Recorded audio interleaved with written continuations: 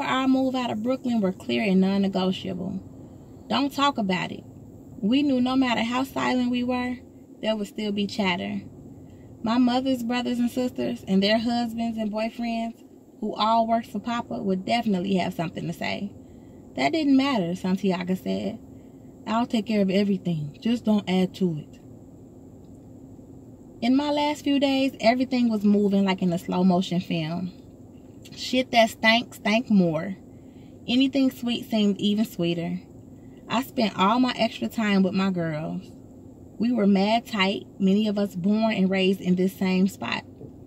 Take me and Natalie, for instance. We did everything together.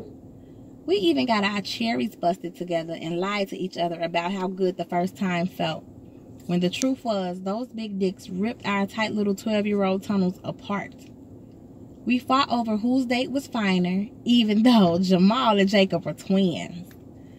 But I knew Jamal was cuter because he had a fine black mole on his right cheek, and that shit was sexy. Natalie said Jamal was the one who made my titties grow, because after me and him started getting down, I went from flat-chested to all eyes on me.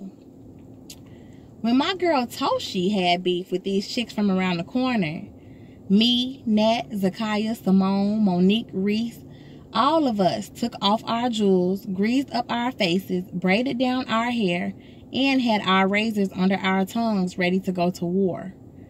Before blows could be thrown or razors spitted out, the big doofy girl from the other crew, who was supposed to scare us, shouted out, "Yo, that's Santiago's daughter. You crazy, I ain't fucking with her." Then the chicks we were supposed to be fighting started fighting each other, because some of them wanted to fight and some of them didn't.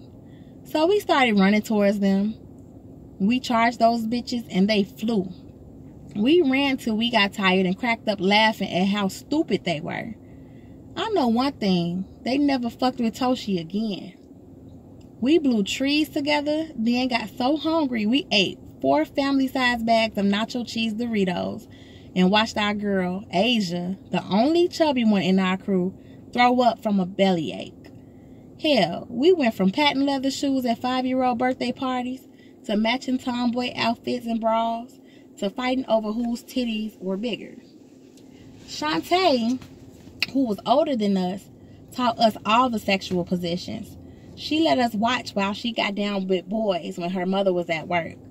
She liked the idea of being our teacher. She even taught us how to suck a dick. We had our first beef patties and cocoa bread, bun and cheese, and ginger beer together because our girl Carmen was from Jamaica and used to take us to the spot where the dreads chilled out. She taught us how to dance like the Jamaican winders by moving our bodies slow and sexy like caterpillars. But none of us took fashion tips from her because her gear was out of this world. There was nothing that we hadn't been through, including going to the funeral for Neek, whose mother pushed her off the roof after she found out her man had been fucking her daughter. I was gonna miss BK. The music, the vibe, the hot dogs, and mostly the streets. It didn't matter what no one said. Brooklyn is the shit. #1 in my heart. No one was supposed to know we were leaving, but on our last day there, Natalie, who had a way of finding out all and any dirt on anybody, said to me out the blue, "I'm trying to get my mother to get our long distance turned back on so I can make long distance phone calls." When we parted, she said, "Stay real. Don't switch up on us, bitch." We left in the evening. The whole thing was casual, like we were going out to dinner or some shit like that. We didn't take nothing with us because Santiago said we didn't need it.